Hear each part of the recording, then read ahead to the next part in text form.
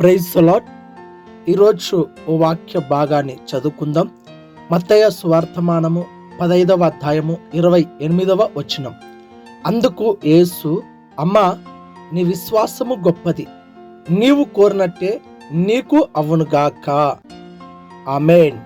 ప్రియమైన సహోదరి సహోదరుడా, ఈరోజు దేవుడు మనతో మాట్లాడుతున్న మాట ఏంటంటే, మన విశ్వాస పరిమాణము కొలది దేవుడు మనం కోరినటువంటి కోరిక కానీ ఆశలు కానీ దేవుడు నెరవేర్చడానికి సిద్ధంగా ఉంటున్నాడు. అయితే నువ్వు కోరుకున్న కోరిక కంటే విశ్వాసం గొప్పదిగా ఉండాలి, ఓర్పు సహనం గొప్పదిగా ఉండాలి. అప్పుడే నువ్వు అనుకున్నట్టుగా నీ జీవితంలో దేవుడు కార్యాలు నెరవేర్చుతాడు. దేవుడు నీ విషయంలో నీవు కోరినట్టుగానే దేవుడు నీకు సహాయము చెయ్యునుగాక. Amen, amen.